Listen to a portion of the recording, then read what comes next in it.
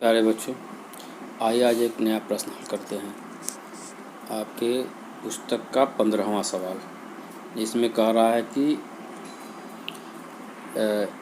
31 मार्च 2014 को messrs Hansraj and sons का तलपट नीचे दिए गए आधारों के आधार पर बनाना है, जिसमें आपका कुछ समायोजना दिया गई है।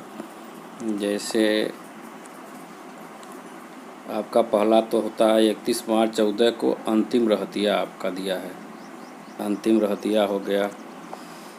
और अंतिम रहतिया कल और यंत्र पर 10% का ह्रास, यानी मशीन पे डिप्रिसिएशन आपको 10% काउंट करना है।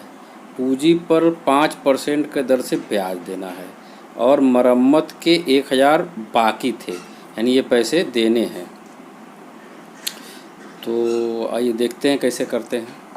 अब देखिए, मैंने ये बना दिया कि मशीन पे आपको पूंजी पे करना है, कल एक सेकंड, पूंजी पे समायोजन करना है, मशीन पे करना है, मरम्मत पे करना है, यानी कि ये 3 खातों में आपको समायोजना करनी है और बाकी चीज़ें अपना करते हैं। तो जैसे पूंजी पे दिया गया है, पूंजी आपका है 9000 का और उसमें पूंजी पर आपको 5% का ब्याज देना है।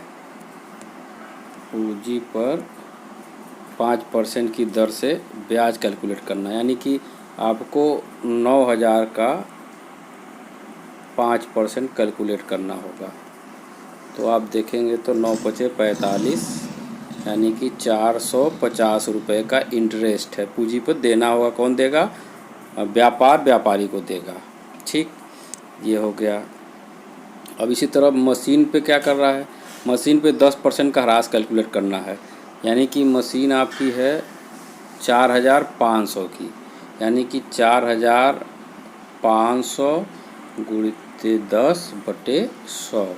अब इसको कैलकुलेट कर लेंगे तो आपका ये भी 450 रुपये आ जाता है। और आगे है जो आपका मरम्मत पर 100 रुपये देना, 1000 रुपये देना बाकी है, यानी जो ये रिपेयर का आपका चार्ज है ये 100 रुपये है। आपने 100 रुपया उसको दिया भी, 1000 रुपया और देना है, यानी कि इसमें आपको आउटस्टैंडिंग है और ये आउटस्टैंडिंग जो है इसमें आपको ऐड कर देना होगा, यानी कि 1000 रुपया इसमें और जोड़ देंगे तो ये 1100 रुपये आपका टोटल बन जाएगा। 1100 रुपये आपको देने हैं। तो ये चीज़ें हैं। तो आइए शुरू करते हैं। ये आपका हमने क्वेश्चन हल किया हुआ है, तो इसमें बात कर लेते हैं। जैसे है आपका ओपनिंग स्टॉक पता ही है आ गया। परचेज आपका 9900, चूँकि परचेज रिटर्न नहीं है इसलिए यहाँ पे लिखने की जरूरत नहीं, यहाँ पे हो जाएगा सीधा। सेल्स आपका था, सेल्स हो गया। क्लोजिंग स्टॉक दिया था, ये हो गया यहाँ पे। वेजेस था, मजदूरी। सेल्स फ्यूल, ईंधन था, ईंधन हो गया। और कैरियज, ढुलाई था, ये आ गया। तो ये सारी चीज़ें आप जानते हैं ट्रेडिंग अकाउंट में जाता है, तो आपने वहाँ। लेकिन यहाँ पे एक चीज़ ध्यान देने वाली बात है कि हमारा जो है, जब हमने इसको कैलकुलेट किया तो एक दूसरा चीज़ आया निकल के।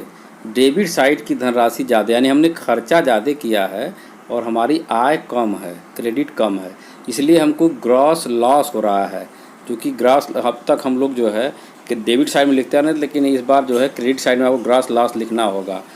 तो आप देखेंगे तो इस बार जो है आपका यहाँ पे आ रहा है, जबकि हर बार नेट प्रॉफिट होती थे और ग्रॉस प्रॉफिट होता था तो यहाँ लिखते थे, लेकिन इस बार लॉस हो रहा है तो आप क्रेडिट साइड में लिखेंगे, यानी कि खर्चा अधिक हुआ है और इनकम कम हुआ है। तो इस तरह से हमने ये कर लिया। अब चूँकि ये क्रेडिट साइड में आया है ग्रॉस लॉस, तो अब आपका ये खर्चे में चला जाएगा, यानी कि पीएल अकाउंट के डेबिट साइड में चला जाएगा। तो इस तरह से चीज़ें हो जा रही हैं। अब जो हम लोगों ने बात की थी, चूँकि कई सवाल में हम लोग बात कर लिए हैं, इंटरेस्ट ऑन कैपिटल, जो हम एक तरह से इंटरेस्ट ऑन कैपिटल का व्यापारी को देता है 450 रुपये, जो भी कैलकुलेट किए थे आपको। तो इंटरेस्ट ऑन कैपिटल आपका ये एक तरह से व्यापार का खर्च होता है, इसलिए अप्रत्यक्ष खर्च, तो ये पीएल के डेबिट साइड में कर लिए। और डेप्रिसिएशन आप मशीन, तो मशीन के ऊपर जो खर्चा ह्रास है वो भी यहाँ पे आ गया। रिपेयर अभी देना बाकी है, तो रिपेयर चूँकि खर्चा है 100 रुपया, देखेंगे आप इधर तो रिपेयर में 100 रुपया दिया जा चुका है और आउटस्टैंडिंग इसका है 1000 रुपये, तो इस तरह से 1100 रुपये ये हो गया। रेंट अप्रत्यक्ष खर्च होता है, बैड डेप्ट ये भी आ गया, सैलरी आ गई। इस तरह से करा करके आप देखेंगे तो आपका नेट लॉस आ रहा है। इस बार ये नेट लॉस आया तो इसको हमने कर लिया। अब क्या होता है, आगे चलते हैं बैलेंस शीट में। बैलेंस शीट में आप जानते होंगे कि कैपिटल आपका पूंजी, उसमें से ड्राइंग आहरण को घटा दिया, इंटरेस्ट ऑन कैपिटल इसको जोड़ते हैं, यानी कि जो ब्याज दिया जा रहा है उसको, उसकी धनराशि जोड़ देंगे, और नेट लॉस चूँकि घाटा हो रहा है तो इसको हम इसमें से घटा देंगे पूंजी में से। तो इस तरह से करके, यानी कि इसको ध्यान रखना होगा आपको कि कैपिटल जो है आपका, ये देखिए ध्यान से और बड़ा कर दिए, तो कैपिटल में क्या किए कि पूंजी में से ड्राइंग आहरण को घटाया और उसमें इंटरेस्ट ऑन कैपिटल पूंजी पर ब्याज जो दिए हैं उसको जोड़ेंगे, और जो व्यापार का घाटा है उसको घटा देंगे। तो इस तरह से चीज़ें हो जाएंगी। आउटस्टैंडिंग रिपेयर, आउटस्टैंडिंग आपका लाइबिलिटीज होती है, उसको क्योंकि 1000 रुपया देना है तो लाइबिलिटीज है, उसको दिखा दिया इस साइड में। आप मशीन का डेप्रिसिएशन है, मशीन 4500 का था, उसमें से घटा करके उसके अमाउंट आ गया। तो इस तरह से करके आप जो है बाकी चीज़ जानते ही हैं आप, क्रेडिटर, कैश इन हैंड और डेबिटर्स जो होते हैं आपके, ये आपके एसेट्स होते हैं। क्लोजिंग स्टॉक भी इधर आ जाता है, इधर क्रेडिटर हो जाएंगे, इधर बिल पेएबल जो पैसा देना है वो आपकी लाइबिलिटी साइड में जाती है। इस तरह से करके आप जो है वो बैलेंस निकाल लेंगे, तो आपका जो है बैलेंस यहाँ पे बराबर आ जाएगा। हमने देखिए यहाँ पे पूंजी पर ब्याज कैलकुलेट कर लिया था, कल पुर्जों पर ह्रास कैलकुलेट किया हुआ है। तो इस तरह से देखेंगे तो एकदम आसान क्वेश्चन है। इसमें बस यही ध्यान रखना है कि इस बार ग्रास लॉस और ग्रास नेट लॉस आ रहा है, यानी कि इस क्वेश्चन में आपको ग्रास लॉस और नेट लॉस आया है, तो इस चीज़ों को ध्यान रखेंगे।